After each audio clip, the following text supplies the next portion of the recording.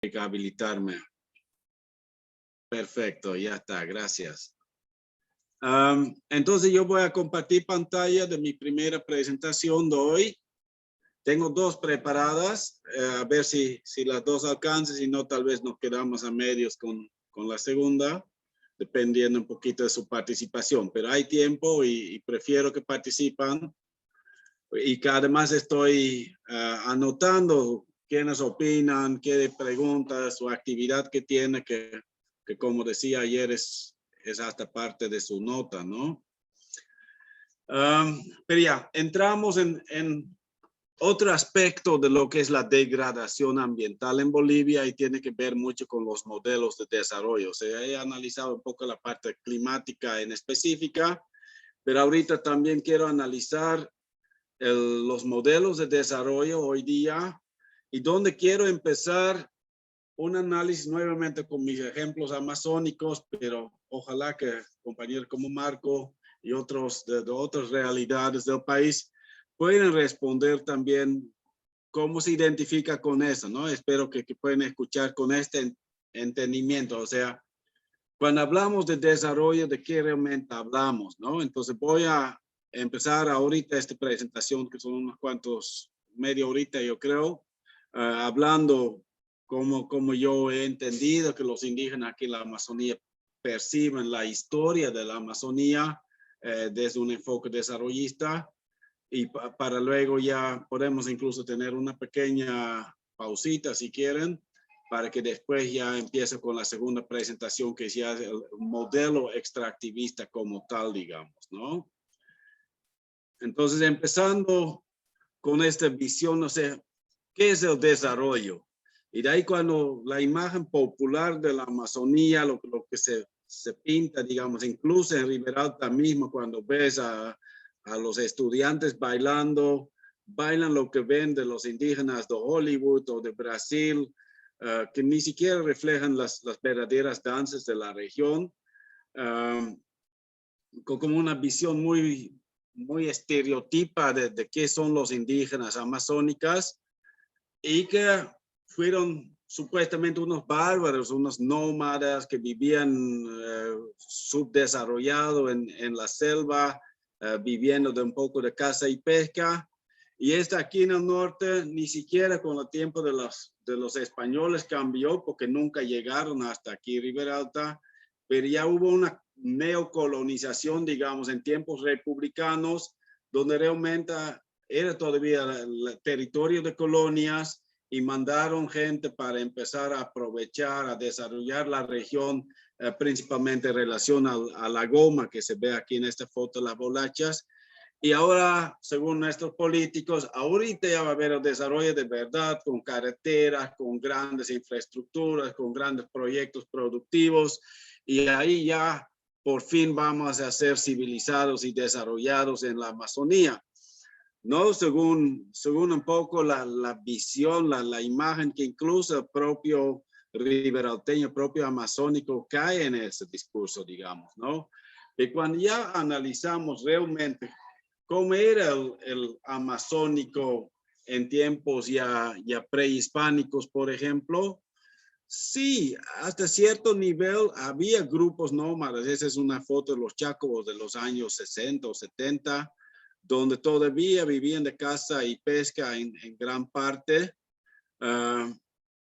pero no quiere decir que eran bárbaros, digamos, ¿no? Porque sí conocían 500 diferentes especies medicinales y sabían exactamente en qué pozo encontrar qué pez en qué parte del año. Entonces, hay muchos conocimientos allá también y una cultura distinta a la cultura moderna, pero no necesariamente menos, ¿no? O menos civilizado.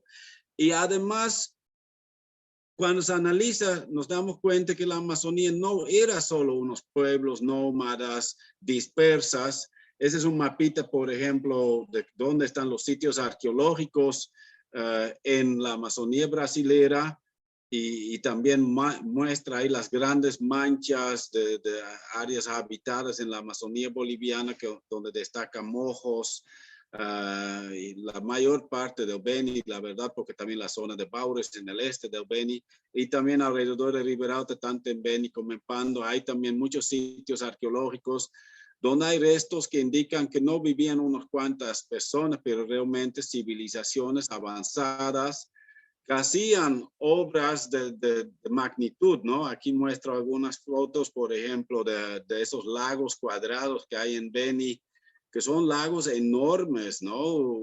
Realmente hasta el horizonte y parece que fueran usados para la crianza de pescado, tortugas o alguna cosa ahí, digamos, que son artificiales. Todavía no entendemos muy bien el por qué.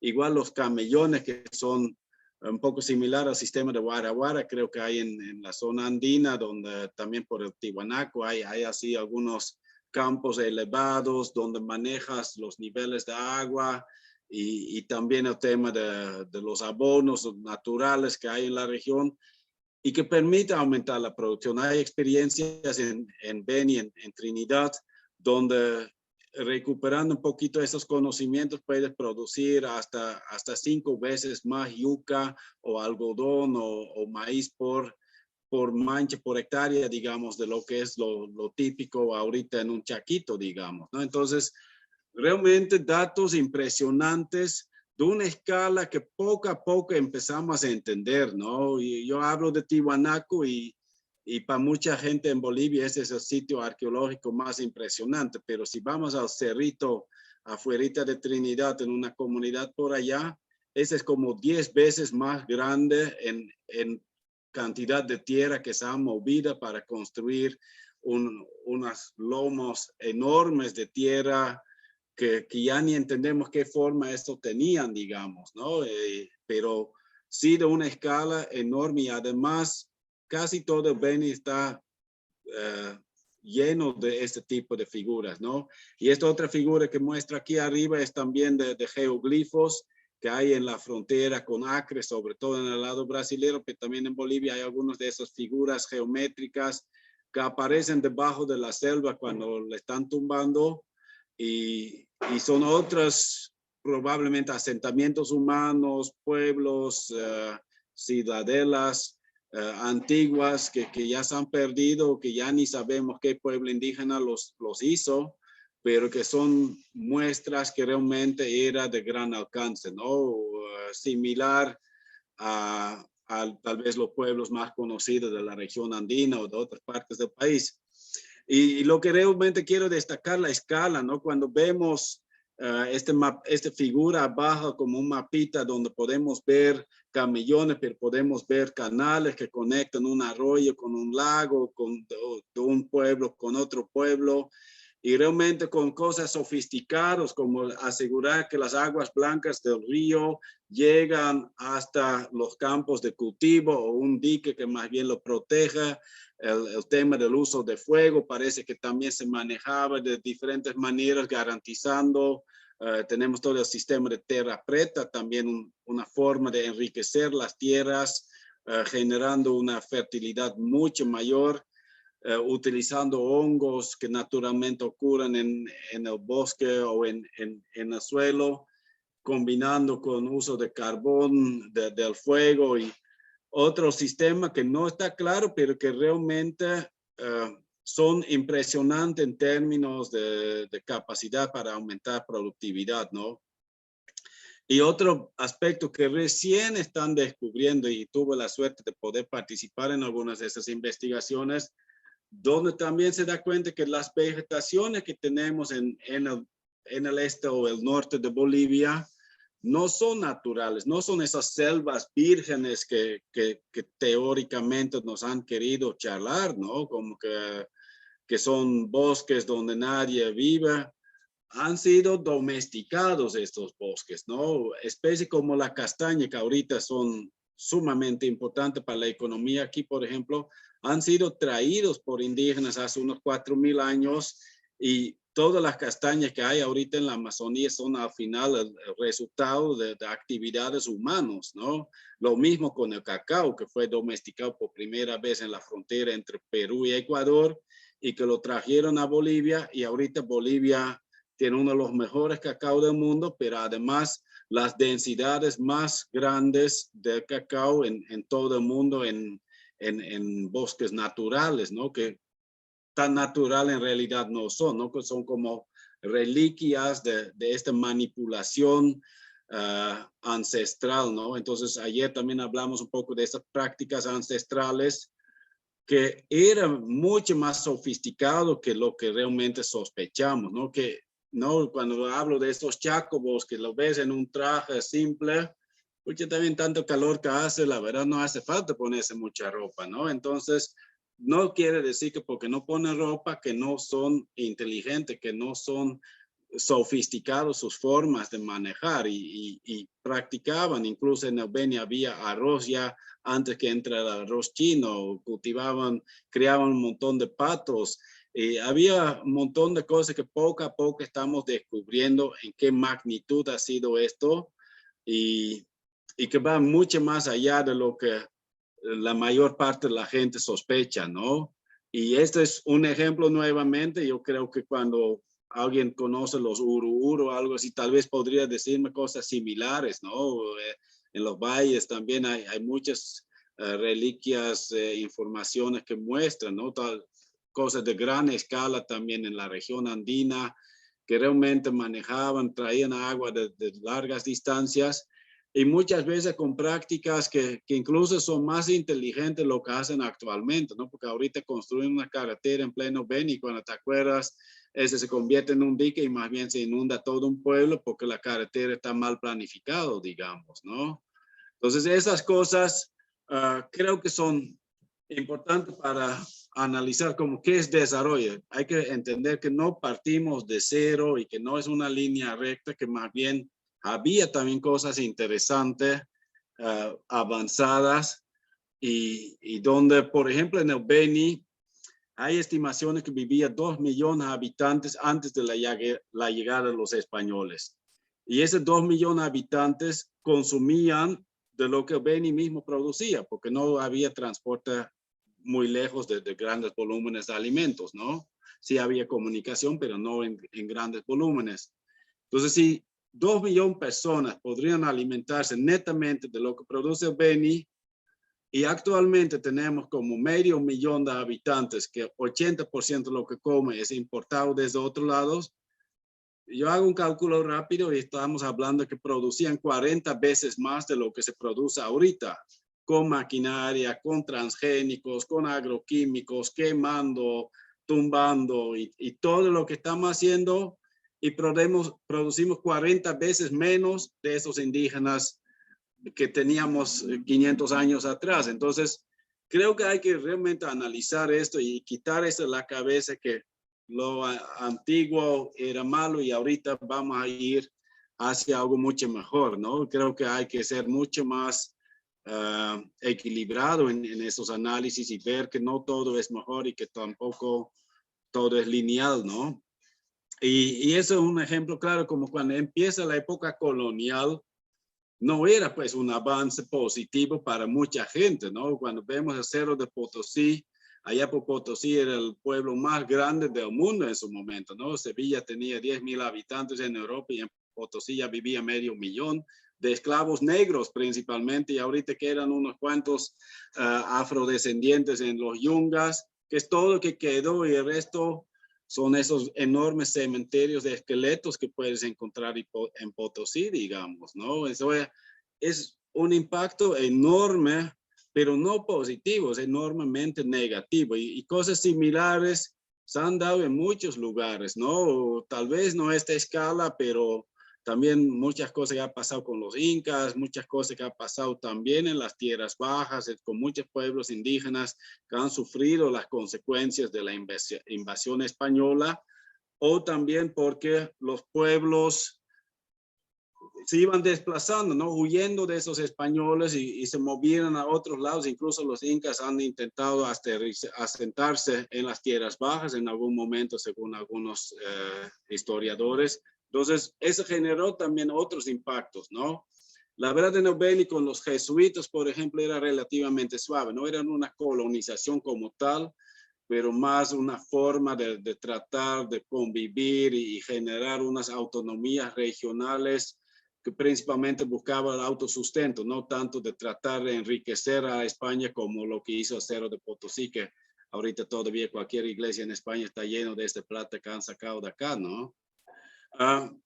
Eso obviamente genera conflictos, ¿no? Conocemos muy bien en Bolivia, cuentan muchas esas historias de Tupac Katari y Bartolina Sisa y todas esas historias. Y creo que ese fue solo parte de lo que realmente se visibiliza.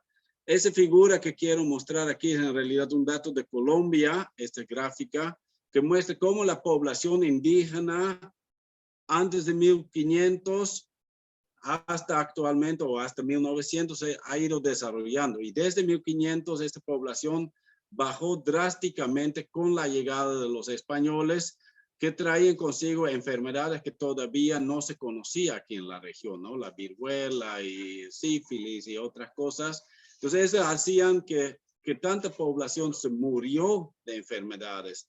Y yo lo comparo esa a veces como que aquí en Riberalta tenemos 100,000 habitantes. Imagínate que 90% de esta población se muere por estas enfermedades. Nos quedamos sin alcaldes, sin concejales, sin maestros, sin estudiantes. Si después de 50 años que todo el mundo se ha muerto, llega un viajero por casualidad en Riberalta, te va a decir qué civilización realmente hay, digamos. No hay gobierno municipal, no hay colegios, no hay iglesia, porque todos han muerto. Y no quiere decir que no hubo antes, ¿no? Entonces, ese parece que la investigación ahorita está mostrando que esto explica, ¿no? Cuando escuchas un Orellana, que era el primer misionero o parte de la iglesia católica con esos primeros españoles que llegaron, él bajó por el río Amazonas huyendo de Pizarro en realidad, y él describe grandes poblaciones por todo el río donde él navega, ¿no? O sea, por todos los lados había gente viviendo, y las impresiones que tiene como, pucha, aquí están sumamente avanzados, tiene agua alcantarillado, cosas así que en Europa no tenían, ¿no? Todavía creían en brujas, todavía hacían sus necesidades en la calle nomás. Entonces realmente muchas cosas que no son lo que ahorita aprendemos muchas veces en el colegio o en la tele, ¿no? Entonces hubo este impacto enorme, y también hubo esta reacción de los indígenas que en realidad no están felices con estos avances. Primero por las enfermedades, todos se debilitan, pero al momento que recuperan fuerza también se empiezan a levantar, ¿no? Aquí una imagen de Pedro Muiva, que es un héroe beniano, que era uno de esos que decía, nosotros no queremos, no tanto con los jesuitas, más el gobierno militar que venía después, digamos, y dice, queremos liberarnos de eso, queremos retornar a nuestra forma autónoma de vida que teníamos antes, queremos buscar la Tierra Santa, el Paitití, hay una serie de nombres, una serie de ideologías, digamos, que existen en esta línea, que son bastante conocidos en el Beni, ¿no? El Candire también hablan. Pero no es el único lugar, ¿no? Creo que hay muchos pueblos indígenas que han buscado su forma, ¿no? Y los incas también han tratado de recuperar su fuerza, reformándose en otros lugares, y cada pueblo ha tratado de salir de esta colonización, esta dominación por parte de los españoles, o en otras partes del mundo de otros pueblos también que vinieron a invadir, ¿no? Entonces es algo típico y algo que explica muy claramente que no es un desarrollo positivo para muchos. Y lo mismo pasa un poquito aquí en Riberalta en tiempos ya republicanos. En realidad en 1895 es cuando el primer explorador baja por el río Beni, y ya para 1900 ya hay los primeros asentamientos en Riberalta, en la embocadura del Orten, en diferentes Cachuela Esperanza, donde son los patrones de la goma que empiezan a buscar esta goma, ¿no? Y realmente es una colonización muy similar a lo que pasó en el territorio incaico, en Potosí, pero ya en tiempos republicanos, pero Vaca 10 quería traer sus 500 españoles para poder colonizar el Pando, porque los indígenas que eran allá eran esos selváticos que según ellos no servían, ¿no? ¿Y cuáles eran las intenciones? Es hacerse rico con la goma. Y estos datos que están en este cuadrito realmente muestran el impacto, ¿no? Entre el plata y el estaño, que eran los principales productos que se estaba peleando justo en este momento en la capitalía, entre La Paz y Sucre, justo por esos recursos. En menos de 6 años, lo que es ya el tema de la goma desplaza totalmente los ingresos de esos dos productos juntos, ¿no? Incluso era realmente la goma que pagaba los sueldos de los maestros y los enfermeros y todo el personal del Estado, digamos. Tenía que esperar que Nicolás Suárez, aquí uno de los grandes patrones, da su aporte al Estado y con eso podrían pagar, digamos, en libras esterlinas incluso en vez de bolivianos, digamos, ¿no? Entonces realmente un impacto enorme con un crecimiento económico de hasta 500% por año, ¿no? O sea, daba para mucho Juancito Pinto, digamos, ¿no? Pero también con consecuencias muy negativas. Los pueblos indígenas que habían sobrevivido las enfermedades y los problemas de los españoles fueron completamente arrasados, ¿no? Desplazados por esta invasión de gente nueva, incluso sacaban gente de Mojos, de Ixiamas, desde el norte de La Paz, para trabajar como peones en la goma. Y era una esclavitud a la vez, ¿no? Incluso con atrocidades, desde castigos, desde cortar las manos para los que no se portaban bien y cosas muy feas que también hay descripciones de estas, pero sobre todo esta pérdida total de la cultura, ¿no? Los mojeños o los tacanas traídos de Ixiamos fueron traídos hasta acá, principalmente hombres, a veces se pillaban alguna mujer chácobo o eseja o cabineño en el bosque y ya con este por lo menos se reproducían, formaban pareja, digamos, pero todo un cambio total donde ya ser indígena incluso es algo malo ya y quiere ser civilizado y el que más se apega al patrón es el que logra las cosas. Entonces, obviamente para esta gente no es desarrollo ese, ¿no? Desde esa sociedad bastante avanzada que tenía forma de producir para sí mismo hacia esta esclavitud y castigos, incluso genocidio para pueblos enteros, ¿no? Los carapunas, por ejemplo, fueron exterminados porque mataron al hermano de Nicolás Suárez o algo así, ¿no? Entonces, cosas muy fuertes de una reducción poblacional. Antes de esto se hablaba de unos 70,000 chacobos y ahora quedan 2,000 o algo así, ¿no? O sea, los pacahuaras recién murió la última mujer y ya terminó ahora todavía. O sea, sigue incluso hasta la fecha de hoy ese descenso para algunos pueblos, ¿no? En vez de una línea de crecimiento y desarrollo productivo o de desarrollo, más bien podemos ver un descenso más bien, ¿no? Entonces, eso yo creo que es lo que yo capto en lo que hablo con la gente, en lo que he rescatado de la literatura. Y eso quería compartir con ustedes como una reflexión con la pregunta, ¿no? ¿Cómo lo ven ustedes? Se encuentran con eso, sobre todo lo que son de descendencia indígena, se identifican con esto o creen que estoy exagerando, qué parte es real, qué parte les hace pensar, qué reacciones genera eso. A ver qué opinan.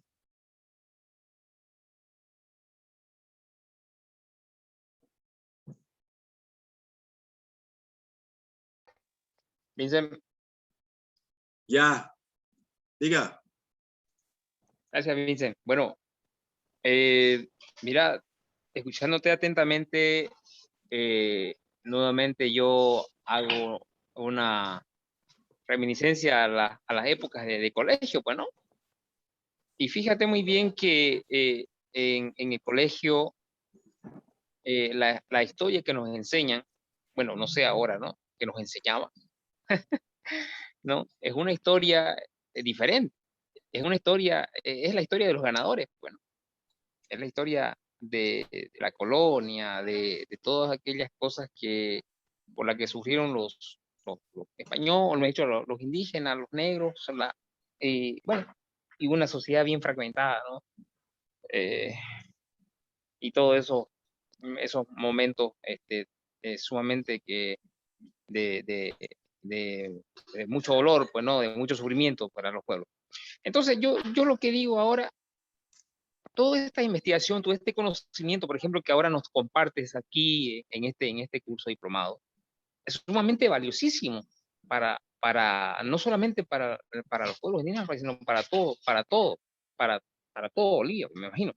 ¿Por qué razón? Primero porque el tema del conocimiento del territorio, ya, de lo que tenés dentro, de cómo es la gente, de cómo sobrevive, es muy importante. Entonces, partiendo de ahí, ¿no? Partiendo de ahí, podemos decir, ¿no? De que por lo inhóspito que era, ¿no? En muchos casos así considerado, se ha hecho pocos estudios y se conoce poco en el mundo sobre este sector del país. A Bolivia, ¿cómo se la conoce en el mundo? Obviamente es el tema es un país andino, dice, ¿no? Sí, es un país andino, pero también es oriental y es subandino. O sea, es un país diverso, hermoso, ¿no?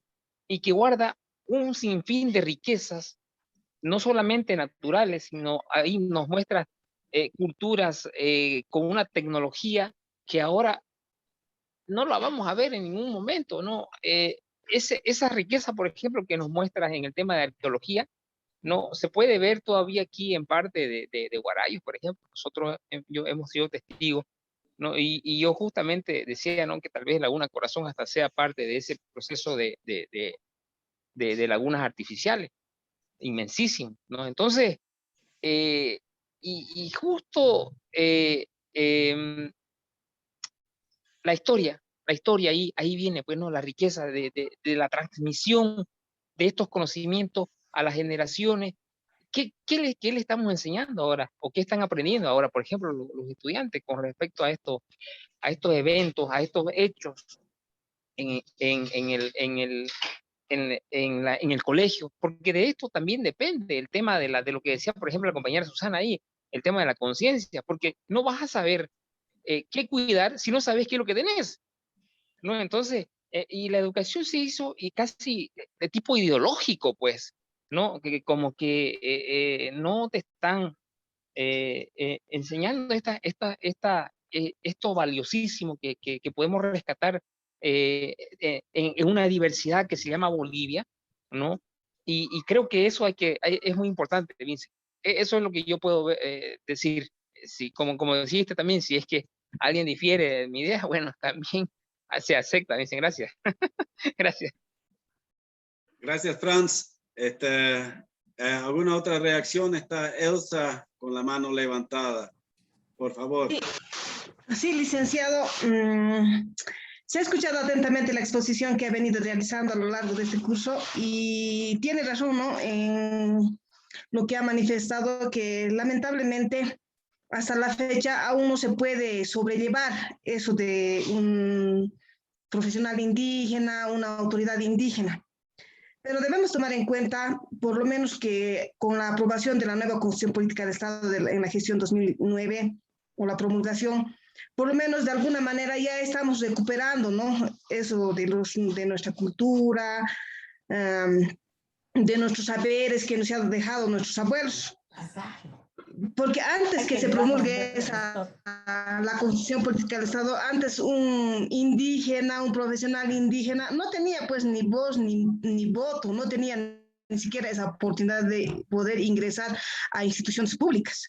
Por lo menos esto ya va avanzando, pero yo creo que esto, como estamos, la mayoría en este curso, en este diplomado, estamos profesionales indígenas, estamos teniendo la oportunidad de llevar, tenemos que socializar y todo lo que estamos aprendiendo también impartir estos conocimientos. ¿Para qué? Para que las autoridades indígenas o los profesionales indígenas o los derechos de los pueblos indígenas sean más reconocidos, porque aún está siendo limitado. Y yo pienso que eso tiene que partir desde nosotros y hacer que todo funcionario que aún no quiere reconocer el indigenismo cambie de mentalidad, porque si no va a cambiar de mentalidad, eso de los derechos de los indígenas no va a prosperar.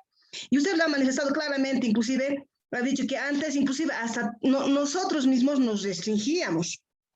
No porque, digamos, queremos restringirnos, porque esa mentalidad tenía antes las personas indígenas. Sin embargo, con la nueva constitución se ha promulgado, entonces ya es más abierta, ya te puedes identificar inclusive como indígena, sin ningún límite. Solamente tenemos que darle más, abrir campos, se podría decir. Eso es en cuanto a mi participación, licenciado. Gracias, Elsa. A ver, veo más manos. Les dejo hablando a ustedes. Doña Susana.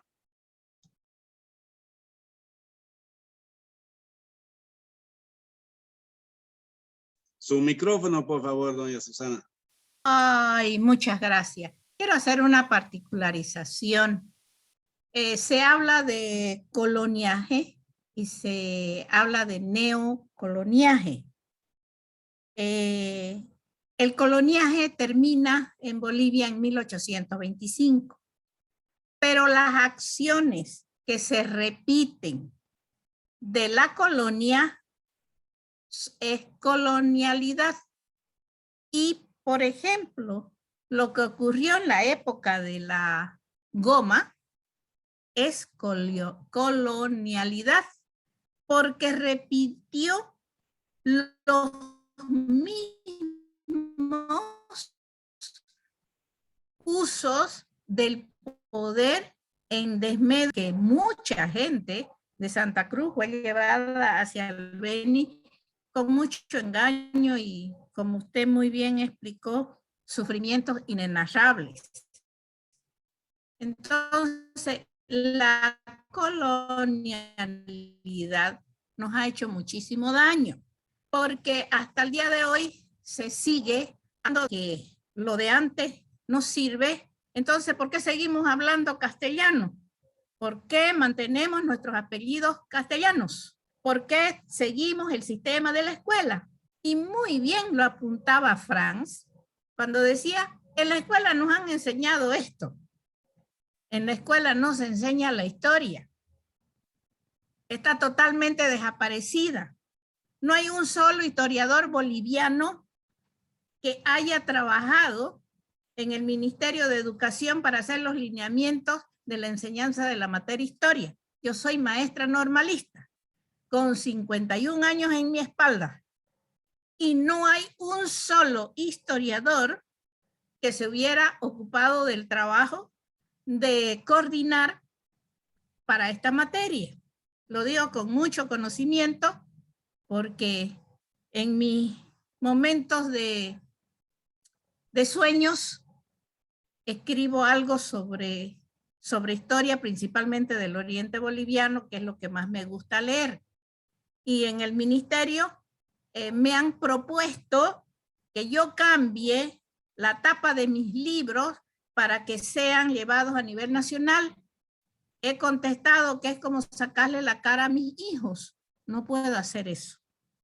Porque lo que se quiere es hegemonizar un criterio de historia en el cual nos están queriendo imponer una mentalidad muy ajena.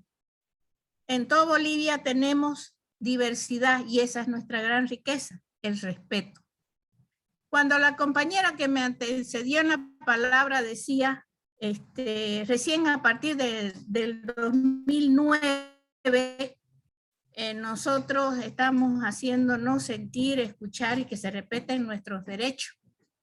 Le informo a mi compañera que ya desde 1948 han venido haciéndose profesionales muchos guaraníes. Hay sociólogos de esa época inclusive. Entonces era cuestión de que se les dé una oportunidad económica, porque la capacidad la tenían y la siguen teniendo y son muy valiosos.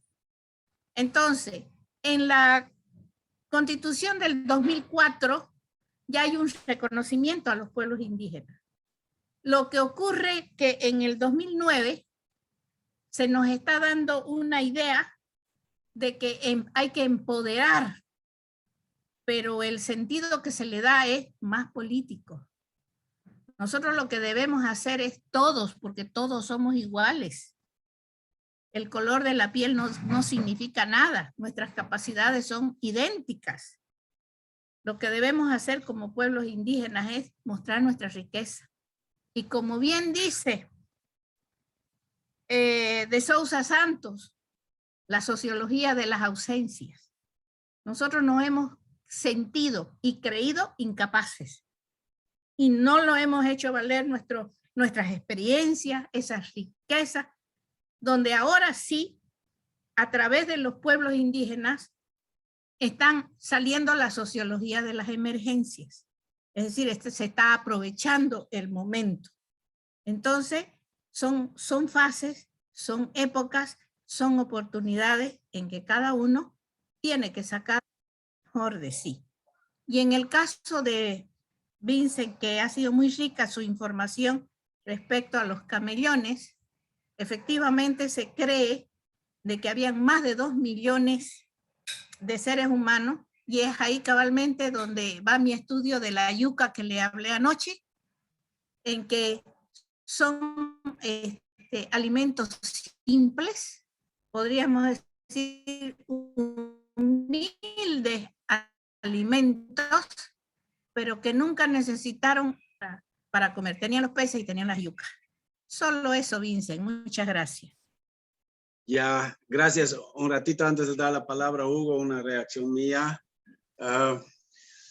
Realmente es difícil balancearla, ¿no? O sea, tenemos una historia que nos enseña que deja de lado toda esa riqueza indígena, ancestral, que estés valorando. A mí me duele cuando a mis hijos le enseñaron cabineño en el colegio, pero le enseñan cómo decir bandía, digamos. O sea, ese no es cabineño, ese es español mal hablado que le enseñaron recién hace 10 años, digamos, ¿no? Hay todo un calendario cabineño del clima, según cuando llegan los sures y cuando cantan las ranas, y tienen esa cultura, pero solo aprenden en cabineño decir verano, invierno, que aquí no hay pues verano, invierno, no se siente eso, ¿no? Porque tenemos época seca y época de lluvia. Y así hay muchas cosas. Igual yo siento un poquito lo que dice la Susana, también como una tergiversación ya, como una contrarreacción. Cuando hablamos de estos grandes colonizadores del norte, Nicolás Suárez, es muy fácil hablar mal para él porque hizo mucho daño a los pueblos indígenas. Pero sí era un hombre sumamente visionario en términos económicos, en términos de desarrollo, en términos culturales. Construyó una de las fábricas más modernas del mundo en la Amazonía boliviana en su tiempo, construyó teatro, creó un periódico, hizo muchas cosas y defendió el país con la columna Porvenir cuando los brasileños invadieron. Fue él que puso de su plata con su gente y se movilizó con su liderazgo. Y ahorita hay, por ejemplo, material educativo que dice que fue Bruno Racua que liderizó la columna Porvenir. Y no, Bruno Racua fue parte de, y ni está 100% seguro que fue él que lanzó la flecha, pero, o sea, no se trata de tergiversar la historia y ya de opacar esta gente blanca, tal vez, ¿no? O sea, todos, esa multiculturalidad más bien lo hace muy rico. Yo creo que Susana lo ha dicho, ¿no? Y coincido en esta parte, ¿no? Y realmente cuesta porque hay heridas muy profundas y todavía siguen abiertas, porque todavía los indígenas no tienen los mismos derechos que esta gente, hasta los descendientes de Nicolás Suárez siguen en el poder, digamos, ¿no? Entonces, realmente complica y dificulta y qué es la educación correcta, pero yo creo que hay que tener, digamos, a mí me duele la falta de autoestima del propio veniano a veces, ¿no? Como que siente que la cultura veniana no sirve y más bien tiene que copiar el modelo cruceño, el modelo brasilero, el modelo gringo. Y no, o sea, hay cosas muy valiosas que pueden rescatar y tenemos que balancearlo. O sea, tampoco vamos a vivir como 500 años atrás, ¿no? O sea, también la modernidad puede ofrecer muchas cosas y es combinarla y valorar todo por lo que es, yo creo. Priya, era una reflexión, me agrada que están reaccionando. Hugo, por favor, estás pidiendo la palabra igual. Gracias, profe. Yo comparto plenamente lo que has explicado y en la actualidad está realizando investigaciones en varios lugares de Latinoamérica y nos demuestran perfectamente lo que has afirmado. Y hay autores como Enrique Dussel, Aníbal Quijano, Grossfogel, de colonialidad y otros autores están demostrando todo lo que ha ocurrido. Y lo que pasa todavía, lo que decía la compañera Susana, la colonialidad en la actualidad. Y lo que viene ahora es también, pues, trabajar los indígenas desde nosotros mismos. Yo creo parte ya es momento de nosotros.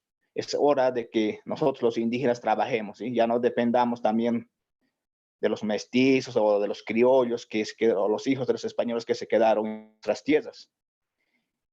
La idea es trabajar y uno de los ejemplos, más allá, digamos, de las críticas que puede haber, es la nación Aymara, que está trabajando mucho y ha trabajado desde los años 70. Ha fundado un movimiento que es el indianismo, el catarismo, que tiene sus aportes muy fuertes en la concepción política del Estado, en la política, y también desde la nación quechua. Yo creo también la nación guaraní tiene también sus propios profesionales. Yo creo la idea es trabajar y sabemos lo que ha ocurrido en la colonia y sabemos que el campo de concentración más grande en el mundo de la historia ha sido en América Latina, porque el campo de concentración nazi, digamos, queda pequeño a lo que ha ocurrido en nuestras tierras, queda pequeño. Y aquí yo tengo un libro de que el Bartolomé de las Casas nos cuenta cómo las cosas que han hecho, digamos, los españoles, los criollos, digamos, en realidad los españoles en la conquista, pero esto ha pasado hasta hace pocos años. Yo me acuerdo que mi abuelita me contaba, digamos, cómo han trabajado, digamos, trabajaban para el patrón, el tiempo que dedicaban a su familia, o mi madre, digamos, que no podían ir a la escuela, que estaban prohibidos, la historia que nos contaban o que nos han enseñado en la escuela, son cosas, digamos, que hay que superar porque no van a poder volver a los 500 años, eso sí, pero hay cosas que hay que rescatar de nuestros antepasados, de nuestros ancestros, y es la fuerza que nos impulsa también. Y también pues, los españoles que han hecho, destruir subjetivamente. Aníbal Quijano nos habla perfectamente de eso, cómo nos han destruido subjetivamente, nos han inferiorizado y nos han vuelto, digamos, en la actualidad campesinos que no podríamos pensar o podríamos construir nuestro propio pensamiento. Pero el reto es ahora trabajar y no ir avanzando, superar, yo creo, siempre en diálogo, digamos, con nuestros opresores, digamos, hijos de nuestros opresores, y porque todavía quedan en Bolivia, hay que decirlo de frente, quedan, y muchos, digamos, asentados en Santa Cruz, digamos, beneficiados con la reforma agraria de 1953, pero hay que dialogar con ellos, más allá, digamos, de su racismo que sigue en la actualidad, pero no queda otro que trabajar y convivir con ellos. No podemos hacer lo que nos han hecho ellos también. Muchas gracias. Ya, gracias. A ver, hay otra intervención de Gloria también. Buenas noches nuevamente. Estaba escuchando atentamente lo que decían Susana y lo que decían Hugo acerca de los procesos históricos por los que atravesaron los pueblos indígenas. Y creo que es bastante difícil tratar de tapar el sol con un dedo acerca de lo que pasó con nuestros pueblos indígenas, nuestros antepasados. Yo en lo particular no me identifico como indígena, pero estoy más que segura que tengo alguna descendencia indígena por ahí, ¿no? No podemos tapar el sol con un dedo y negar lo que le pasaron a nuestros antepasados, pero tampoco podemos quedarnos estancados en lo que pasó. Al fin y al cabo, todos esos procesos de colonización con los españoles y otros grupos humanos sucedieron y son parte de nuestra historia y forman parte de nosotros también. Probablemente si esos procesos no hubieran sucedido, no pudiéramos comunicarnos entre nosotros en el idioma español. Probablemente no existirían las universidades, ni existieran profesionales indígenas en sociología, en historia, en ingeniería ambiental, forestal, leyes, porque eso también es lo que trae la colonia. Son cosas, entre las cosas positivas y las cosas negativas que trae la colonia, y el proceso de colonización no ha terminado claramente. ¿Por qué? Lo estamos viviendo ahora en los procesos de avasallamientos de las tierras. Estos grupos que se llaman interculturales no son interculturales, son colonos.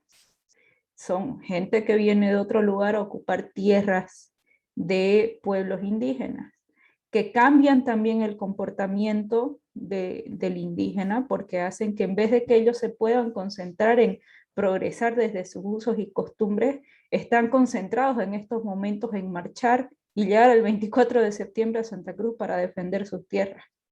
Y cambian su comportamiento por completo. Entonces, parece que el proceso de colonización en Bolivia, venga de afuera o venga de adentro, no va a terminar.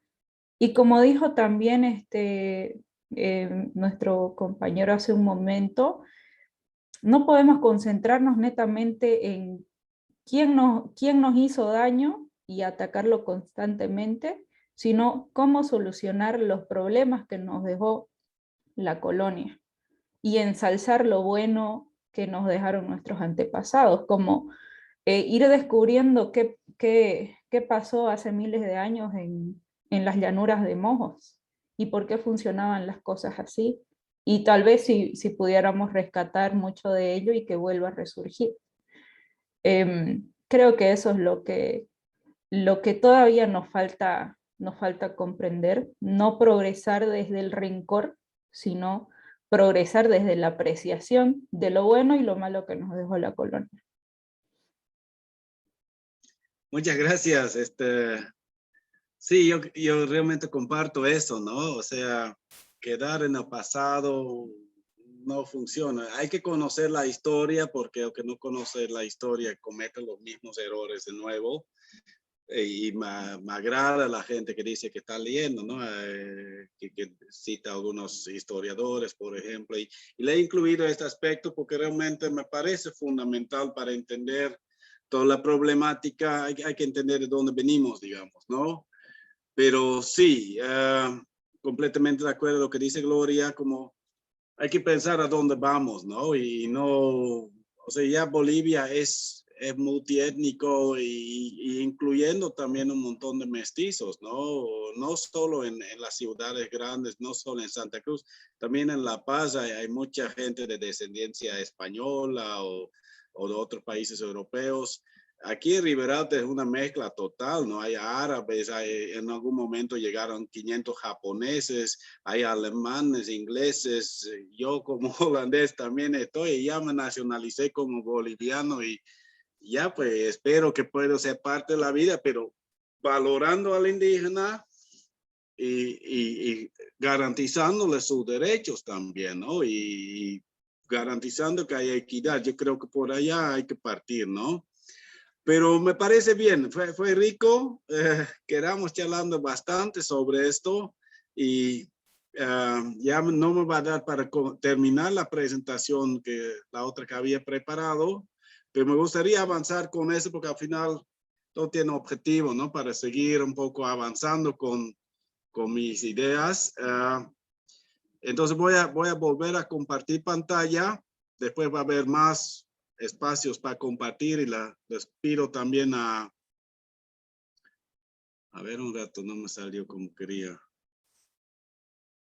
Ahora aquí tengo algún problema técnico.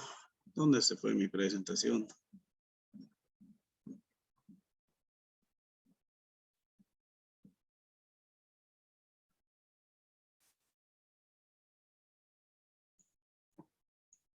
Ahora tengo, ya no lo pido mi presentación, no sé dónde está. Ahí está. Ya.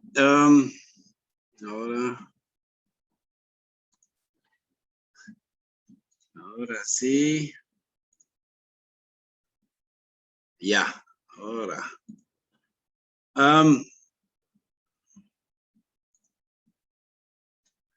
Entonces, una segunda parte sobre esos modelos de desarrollo, ¿no? Donde un poquito compartiendo como el tema de colonización o colonialismo o como lo quieren llamar, en realidad continúa, ¿no? El problema de colonización en su momento, ya sea de los españoles o ya sea en la época de Goma, era esta pérdida de tu propia identidad, tu propia autonomía sobre todo que pierdes, ¿no? Tu decisión de hacer lo que quieres hacer y que alguien te impone una forma de vida que no es la tuya. Eso es lo que se cuestiona durante una colonización, ¿no? Si el que viene no te impone nada, no hay problema, ¿no? Entonces, cuando ya analizamos qué es desarrollo y vemos que esta imposición genera muchos efectos negativos e incluso tremendos atropellos a los derechos humanos y guerras y genocidios y todo lo demás, ¿cómo vamos ahorita, digamos, ¿no? Cuando ya estamos viendo la época precolombina, después la época colonial, que extendiéndola hasta la época de Goma, digamos, en la Amazonía boliviana, y a partir de eso estamos entrando en una época desarrollista que yo identifico. Y la primera fase aquí en la Amazonía es después de esa tendencia donde desde esas formas de vida ancestrales, en el Beni que tampoco era todo hermoso, ¿no? También el cacique cabineño tenía el derecho de matar a sus súbditos cuando le dio las ganas, digamos. Ese tampoco era solamente bonito, digamos, ¿no? Y también había guerras y hasta canibalismo en algunas partes de la Amazonía que obviamente no era divertido para los que lo sufrían. Pero pasa desde esa época hasta esta esclavitud, pero se ha recuperado mucho desde allá, ¿no? Y de ahí lo que quiero resaltar el tema de la castaña, que cuando ya la época de Goma en los años 50 empieza, o en los años 30 ya empieza a tener problemas, en los años 50 nuevamente, en los años 70 ya realmente el mercado internacional de la goma cierra y empieza a generar un cambio social, económico en la Amazonía que genera grandes impactos. En 1930, los primeros empresarios empiezan a experimentar con la castaña como un producto alternativo y empieza a ganar mucha fuerza ya en los años 70, pero realmente ya a partir del año 2000, digamos que realmente se consolida Bolivia como principal exportador de castaña a nivel mundial. Actualmente estamos hasta 80% de la producción de castaña sale de Bolivia y es el segundo producto no tradicional de exportaciones de Bolivia, ¿no? 200 millones de dólares por año que genera, 50,000 empleos. O sea, es un producto sumamente importante que sobre todo para la región amazónica misma genera una economía tremenda. Pero quiero entrar en esos impactos más sociales y económicas ya en esta reestructuración de la sociedad amazónica. Cuando empieza el tema de la castaña, todavía hay un sistema de barracas. Los patrones de la goma decían, de aquí hasta el próximo río va a ser mío. Yo tengo mis peones que la hago trabajar, lo hago rayar esta goma y ellos sí o sí trabajan para mí y sus hijos también trabajan para mí. Y si quieren comer algo, me lo van a comprar a mí y yo decido a cuánto lo voy a vender. Entonces era un sistema tal vez ya en esos tiempos ya modernos, ya no una esclavitud total, pero soy un sistema de servidumbre, un sistema de trabajo forzado a través del habilito que el patrón facilita los recursos al que hace la recolección de la goma y después con la castaña más o menos se sigue copiando este modelo y donde realmente hay un atropello de muchos derechos, ¿no?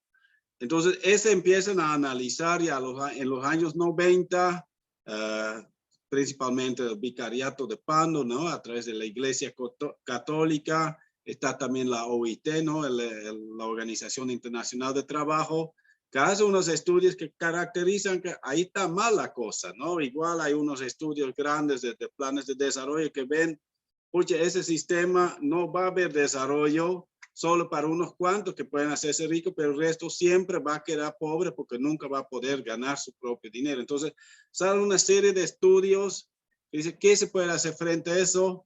Cuando ya en los años 90, las primeras comunidades, como la goma se había terminado, se han formado las primeras comunidades libres, digamos, ya indígenas, algunos pueblos como los Chacobos, los Eseja, al final nunca se dejaron enganchar con el sistema gomera.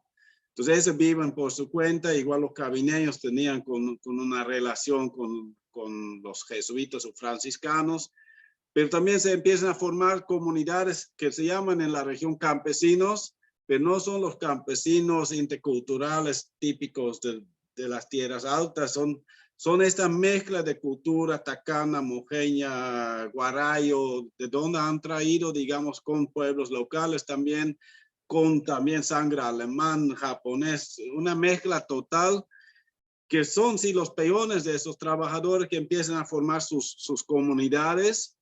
Y ya con la revolución del 54, creo que es, ¿no?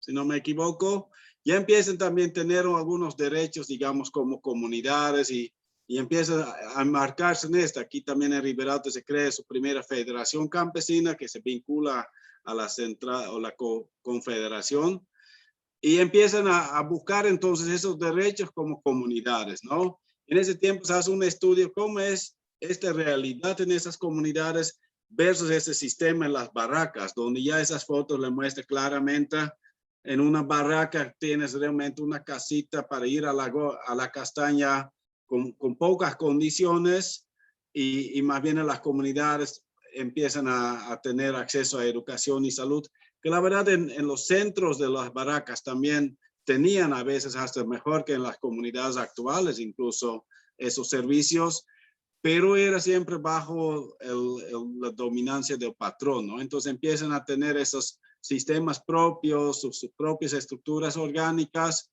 y eso empieza a convertirse en una demanda. Queremos tener nuestra propia tierra, y esto se creó con mucha fuerza aquí en el norte, pero también en el sur de Beni, sobre todo los pueblos indígenas, los mojeños, los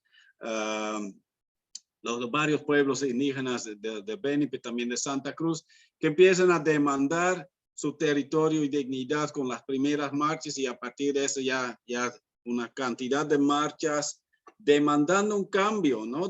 O sea, de este modelo colonial, esta imposición de un patrón que solo te hace trabajar para un mercado internacional para ganar dinero, volver otra vez, y ahí surgen otra vez también esas historias de la Tierra Santa o el Paitití o el Candiré, todas esas creencias como esa demanda de autonomía también. Al final no es algo que nace de los gobiernos departamentales como se la ha tergiversado tal vez en algunos medios, ¿no? Nace de esas comunidades, de esos territorios indígenas que quieren poder volver a tomar el rumbo de su vida desde sus propios costumbres y su propia cultura, ¿no? Entonces, es una reivindicación fuerte que no solamente se da en las marchas, pero que también empieza a cambiar generar fuertes cambios en la normativa boliviana, con la ley INRA, con la Asamblea Constituyente, con la elección de un movimiento al socialismo que sobre todo en el inicio realmente tiene este discurso, por lo menos, ¿no? De autonomía, de plurinacionalidad Y realmente cuando vemos en el norte, por ejemplo, el Pando, antes de estas marchas del 96, digamos, 1% de la tierra de Pando estaba en manos de campesinos indígenas.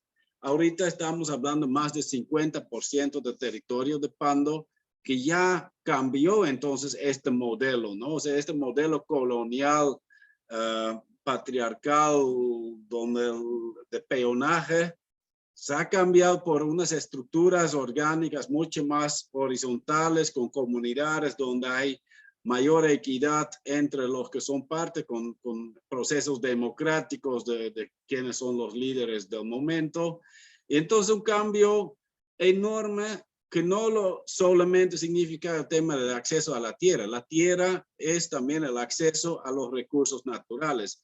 Entonces realmente podemos cambiar un giro de esta tendencia de desarrollo donde la redistribución de tierra que permite también acceder a esta castaña que ya se ha vuelto un producto sumamente importante en este tiempo, en vez de pagarte 20 pesos por cajita, lo que hacía el patrón más antes, ahora es tu castaña y lo ofreces a mayor postor.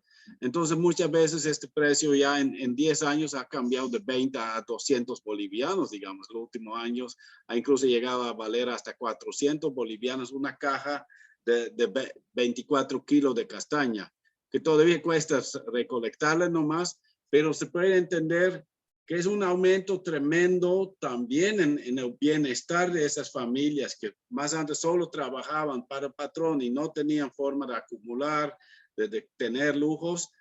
Con esto han podido empezar a comprar motos, a comprar otras herramientas, algunas cosas de lujo, y realmente cambia entonces significativamente esta cosa, ¿no? Entonces ahí era una lucha de derechos con el tema de las marchas y la exigencia de cambios legales, pero con un trasfondo mucho más importante de realmente un cambio de modelo de desarrollo, ¿no?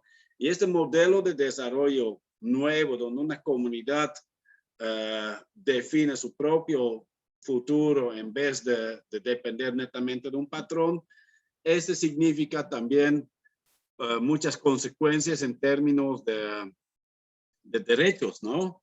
Entonces, nuevamente, espero que puedan reflexionar sobre esto. Nuevamente, estoy dando un ejemplo amazónico, pero tal vez se podría comparar con el cambio en algunas zonas mineras donde las cooperativas han asumido en vez de las empresas, que puede ser también criticado en algunos aspectos, pero también implica una mayor equidad, una mayor aporte, beneficios económicos para las familias que participan, tal vez, ¿no? A ver si más tarde alguien puede reaccionar. Tal vez en el tema maderero también podemos analizar algo así, ¿no?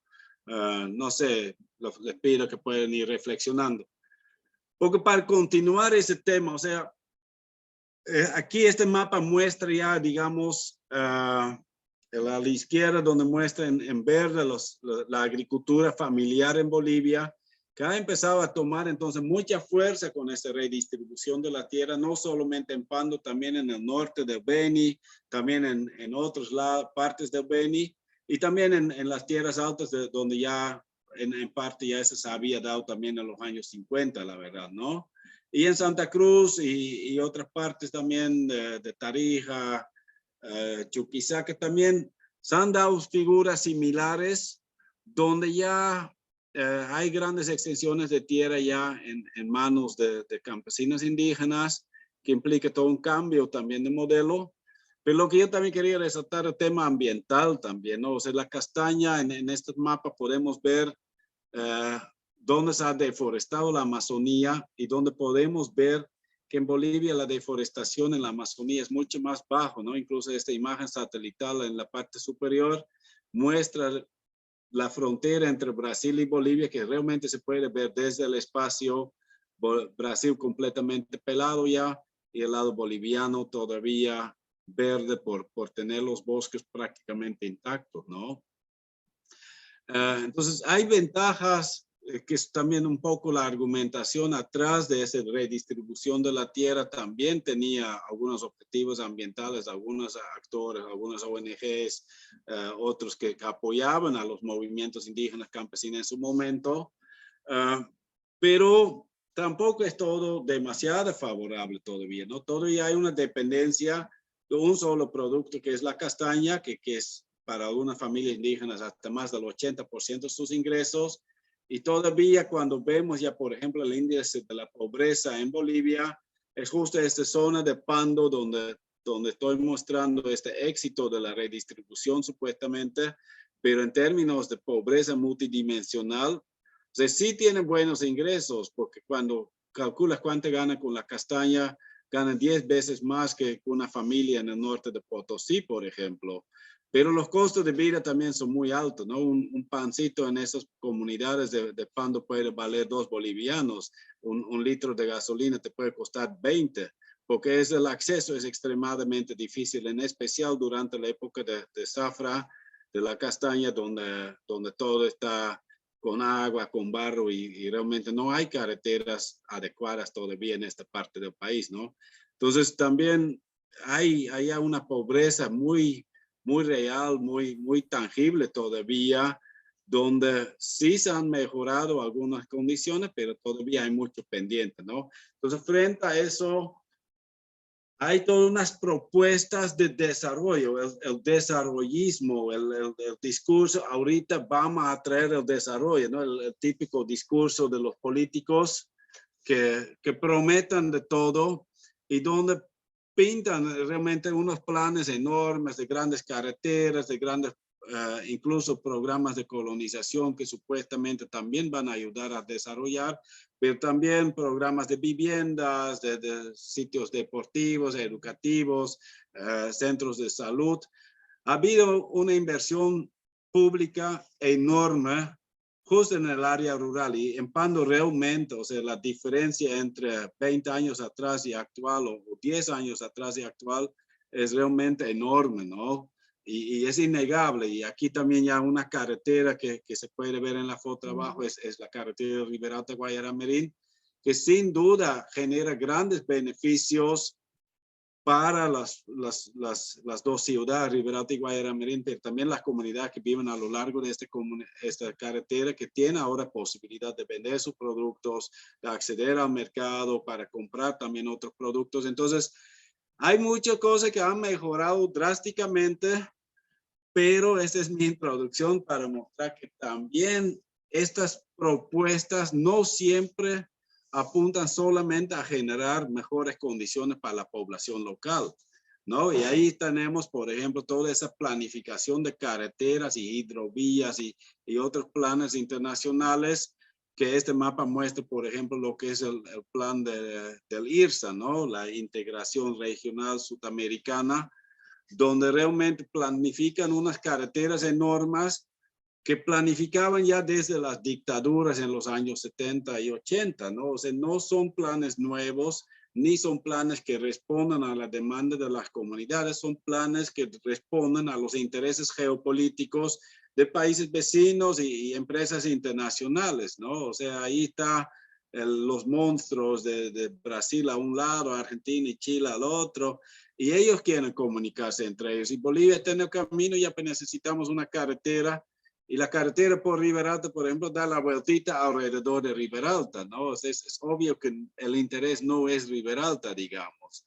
Y son planes muy grandes, muy avanzados, no solamente para que el brasilero pueda vender su producto a Chile y el chileno el producto a Brasil, pero también para explorar los productos que hay en estas zonas donde se están haciendo las carreteras, ¿no? Cuando vemos la Amazonía continental, podemos ver que todas esas manchas negras en este mapa ya son áreas de explotación hidrocarburífero, ¿no? Donde están ya sacando gas y petróleo, que ya es prácticamente toda la Amazonía de Ecuador y Perú, pero también en Bolivia, ya donde más antes era solamente por el Chaco, el tema del gas, ahorita ya han encontrado grandes reservas en la región de Madre de Dios, por ejemplo. Entonces, eso trae consigo también consecuencias con la exploración que ya ha entrado en territorios indígenas, en esas comunidades campesinas recién conseguido, y ya le están otra vez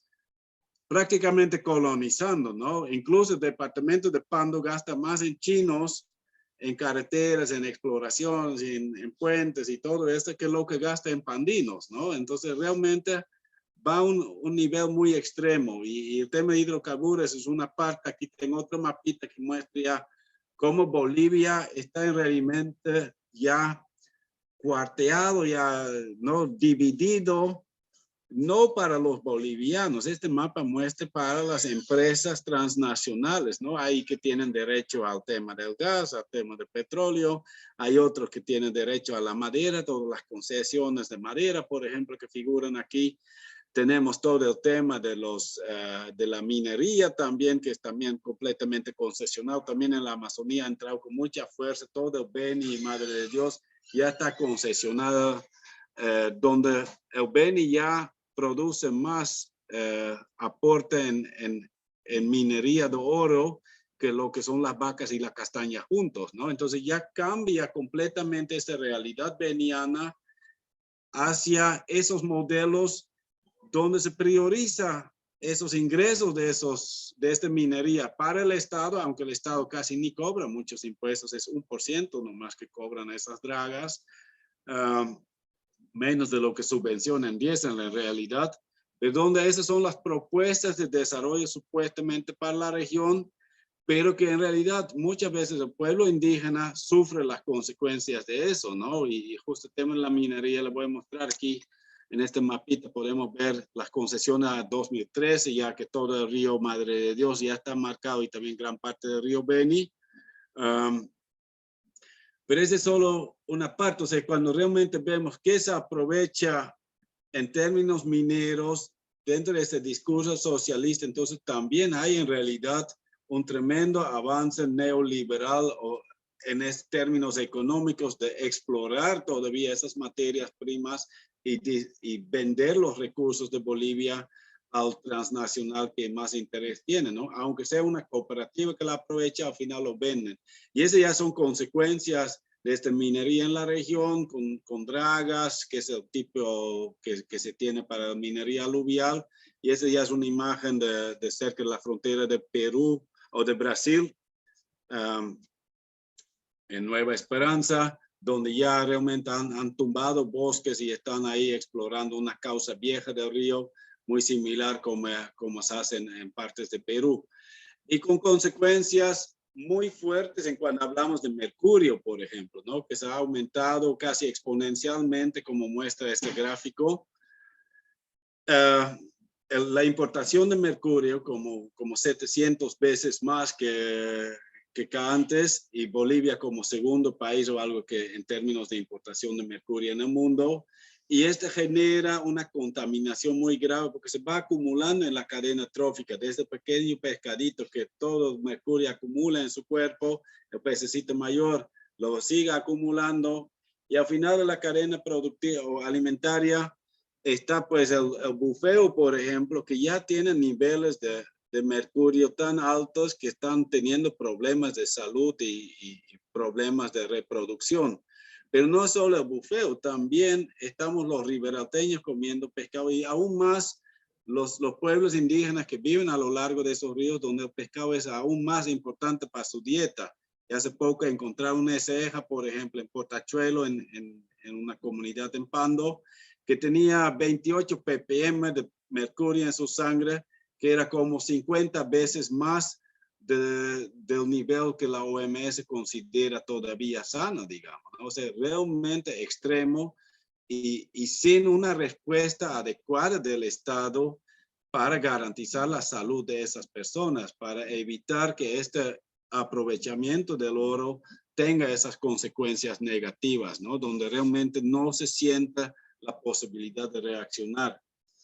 Entonces, ese es un ejemplo del tema del oro. Pero para petróleo, figura similar. Hablaba del tema de Madre de Dios, donde esas figuras en realidad son de Ecuador, por ejemplo, pero son datos donde muestro que los que están sucios, los que están viendo los pescados, no son las empresas transnacionales, son los indígenas que viven en las zonas donde se está explorando, ¿no?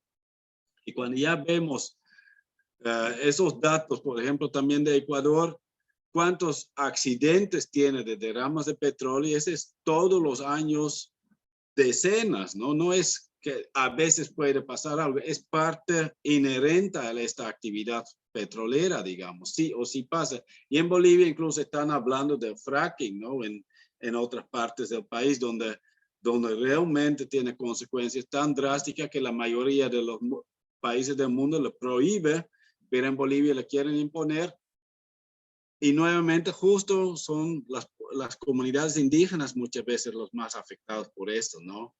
Cuando hablamos de hidroeléctricas, otro ejemplo, o sea, es otra empresa transnacional, algún banco que está interesado en financiar, que son los actores que van a poder ganar con esto, supuestamente para generar ingresos para el país, que en muchos casos realmente es muy cuestionable, pero otra vez atropellando esos derechos, estas posibilidades de las comunidades indígenas, campesinas, para poder decidir su propio destino, ¿no? Incluso comunidad completa que van a desaparecer bajo el agua, que tienen que ser desplazados. El hecho que han hecho hidroeléctricas en el lado brasilero, ya del Río Madre o Río Madera, ya significa que, por ejemplo, en comunidades aquí en el norte del país, ya pescan 100 veces menos que antes, ¿no? O sea, ya son consecuencias enormes con problemas para la seguridad alimentaria, para problemas para la alimentación, para los ingresos, para la salud, pero de alguna manera no están siendo tomadas en cuenta todavía de forma adecuada en las decisiones, ¿no? Entonces son más imágenes de estos temas de hidroeléctricas. Después, para mañana voy a dejar esta segunda parte donde quiero también hablar de la agricultura, pero quiero terminar ahorita porque ya son 9 menos 10, para mostrar, ¿no? O sea, hablamos de una colonización española que se impuso tal vez con la goma, fue otro tipo de colonización que se dio también en el norte, que también impuso cambios drásticos, pero cuando hablamos de esos megaproyectos y estas iniciativas productivas extractivistas, yo creo que se asemeja mucho, ¿no? O sea, la goma en su momento era también empresarios internacionales, incluso, ¿no? Nicolás Suárez estaba vinculado a la Bolivian Rubber Company o algo así, ¿no? Tenía oficinas en Nueva York, en Londres, y tenía capitales internacionales, hasta se me fue el nombre, pero de esos grandes magnates que hasta ahora siguen importantes, estaban metidos en ese negocio de la goma, digamos. Y lo mismo actualmente se da con el petróleo, se da con la minería, se da con esos productos que son las demandas internacionales que determinan qué se quiere producir, y no es el productor local que decida qué son sus intereses, digamos, ¿no? Entonces, eso quería mostrar. Tenemos tiempo para unas cuantas preguntitas todavía, unas reacciones. Le pido también dar la palabra a otros compañeros, ¿no? Ya hemos escuchado algunas varias veces, pero hay otros que todavía no les he escuchado. Entonces, eso les voy a pedir, por favor, que esas personas que aún no han opinado, que también puedan reaccionar y ver cómo lo ven, ¿no? Nuevamente, tal vez hablando de sus propias realidades en otras partes del país, viendo cómo compara, digamos, estos modelos extractivistas con una colonización como la hemos vivido, como se ha vivido en Bolivia en tiempos pasados, ¿no? ¿Qué dicen? ¿Alguien se anima a reaccionar?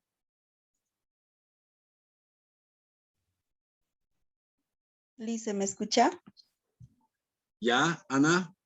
Lice, bueno, hablaba sobre el tema de la desigualdad, ¿no? En el tema de los precios, por ejemplo. Ese mismo caso pasa en mi pueblo y yo vengo del pueblo indígena San José. Entonces, por ejemplo, hablaba de la gasolina. Allá, por ejemplo, un litro de gasolina cuesta 10 bolivianos. Entonces es cierto que para ingresar al pueblo tampoco hay en el tema de desarrollo, como por ejemplo tener carretera, o sea, bueno, los que viven en el pueblo pues sufren en el tema de poder traer los alimentos para sus familiares, entonces es un poco complicado, un poco también, como se menciona, ¿no? Siempre está la desigualdad. En el caso de que usted hablaba en el tema de también igual hablaba sobre rescatar, ¿no? De más información de los pueblos indígenas, ya que anteriormente o antiguamente, por ejemplo, en la alimentación, yo puedo rescatar de que creo que antiguamente se alimentaban yo creo que más nutritivo que ahora. Entonces son cosas muy, yo creo que relevantes para poder rescatar en nuestra actualidad y también no perder nuestra historia, nuestra cultura, que eso es lo que nos identifica como bolivianos. Gracias, Ana. ¿Alguna otra reacción tal vez?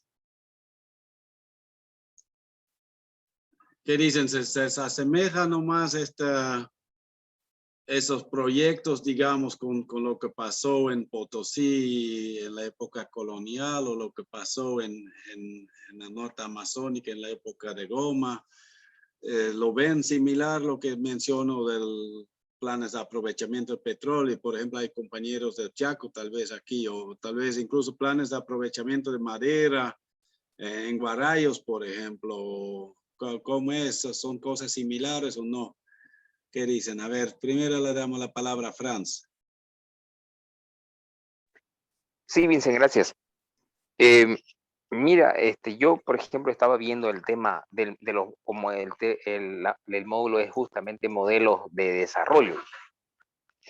Y fíjese muy bien que nos vendieron un modelo de desarrollo basado en los recursos naturales, en materia prima prácticamente, y nosotros lo hemos comprado y lo estamos pagando a la vez caro, porque prácticamente gran parte del desarrollo de lo que vemos ahora es ahora por ejemplo estamos a partir del gas, ¿no? Que aunque barato ahora está a partir del gas, todo lo que es el tema del modelo económico está estructurado en base a ello, ¿no?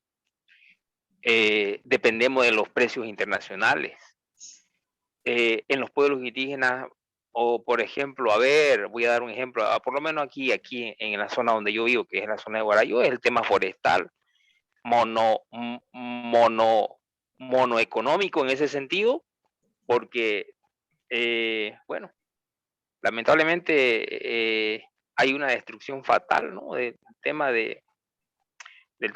del bosque, a pesar que hay planes de manejo, pero en muchos casos no respetan por el tema de los famosos pirateros, digamos, ¿no? Entonces, igual sigue habiendo transgresión de las leyes y sobre todo la naturaleza. Entonces, el modelo que nos han propuesto y que los políticos nos siguen vendiendo, ¿no? Es en base a lo que tenemos. Y prácticamente, por ejemplo, yo sé que varios conocen casos similares en sus respectivos territorios, ¿no? Entonces, creo que deberíamos preguntarnos qué tipo de modelos queremos realmente para los pueblos indígenas. Y no solamente para los pueblos indígenas, sino también para las ciudades.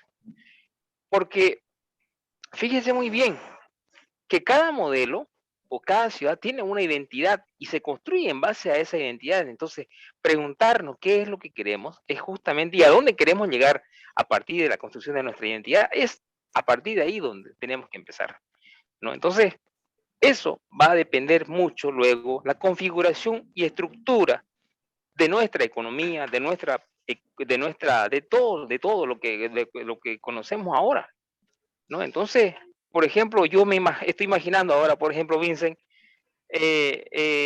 un sistema, por ejemplo, aceptado, por ejemplo, como dicen, a ver, aquí, ahí están los compañeros que conocen mejor el tema del agrosilvopastoril, por ejemplo. No sé si es adecuado para algunas experiencias indígenas, y ya con manejo mucho más especializado y técnico, digamos, uno no sabe.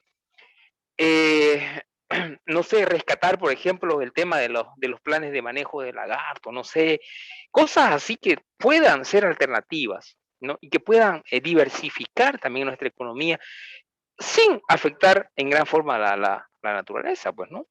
Entonces, eso, por ejemplo, Vincent, gracias por la oportunidad nuevamente, ya se está acabando el tiempo para que participen los demás compañeros, gracias. Gracias, Franz. Ya, una última persona, si quieren.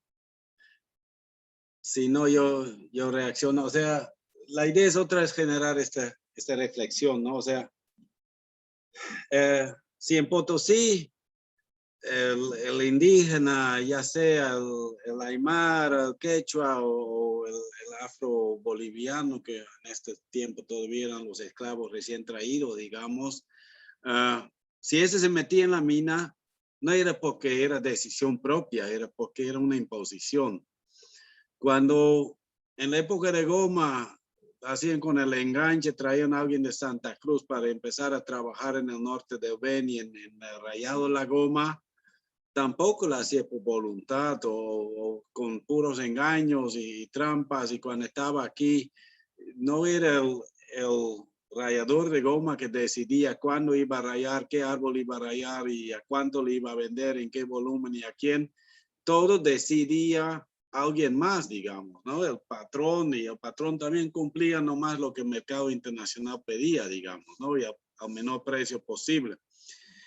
Y yo creo que pasa lo mismo en la minería de las dragas. O sea, incluso los que trabajan en las dragas no están ahí por decisión, están porque sienten la necesidad, porque no les queda otra opción, digamos, ¿no?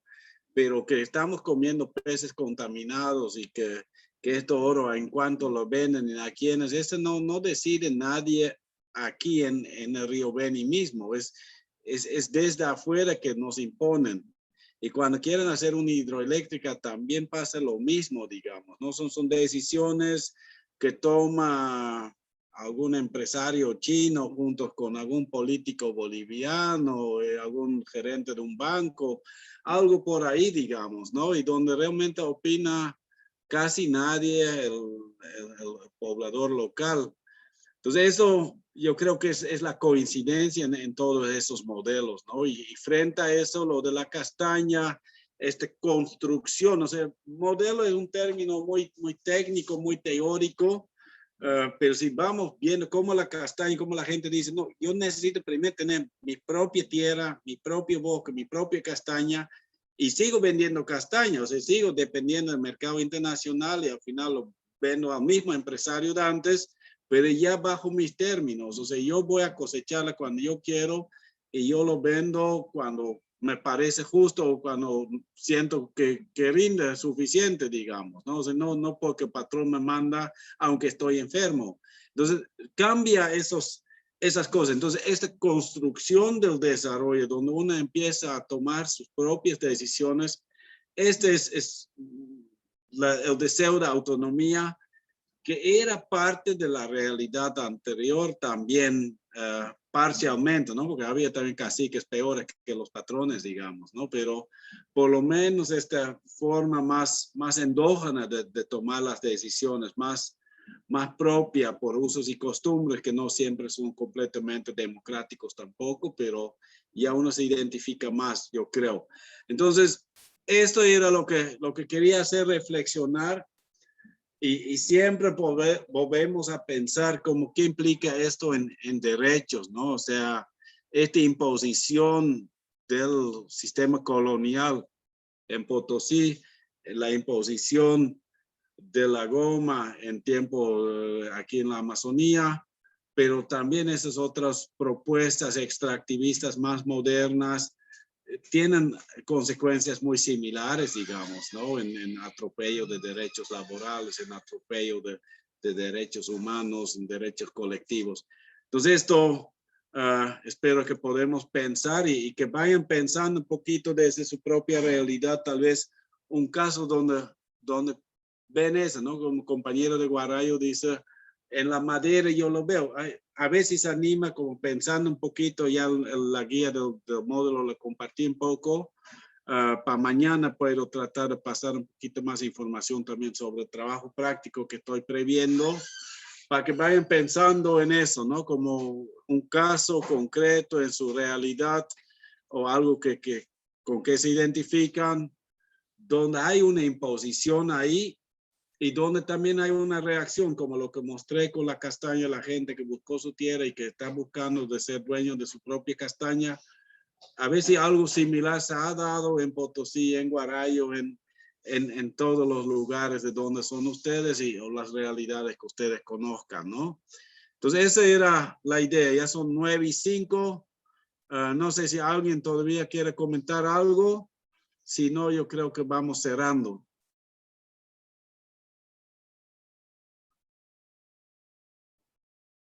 Ya mañana voy a hablar un poco más como otro modelo ya colonizador, que es el agroextractivismo. También un poco más este modelo que está muy en boga también en el Beni ahorita, pero también ha avanzado mucho en Santa Cruz.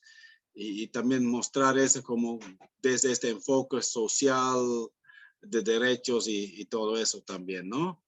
Entonces, con eso cerramos. No sé si José Luis está o si alguien más diplomado quiere opinar algo todavía. Si no, los deseo buenas noches y mañana a las 7 en punto, entonces, por favor, ya, para que también podamos cerrar a las 9 en punto. ¿Ya? Gracias. Muy buenas noches. Buenas noches, hasta Buenas mañana. noches. Buenas noches, gracias. Hasta luego. Gracias, licenciado. Buenas noches. Pasen todas muy buenas noches.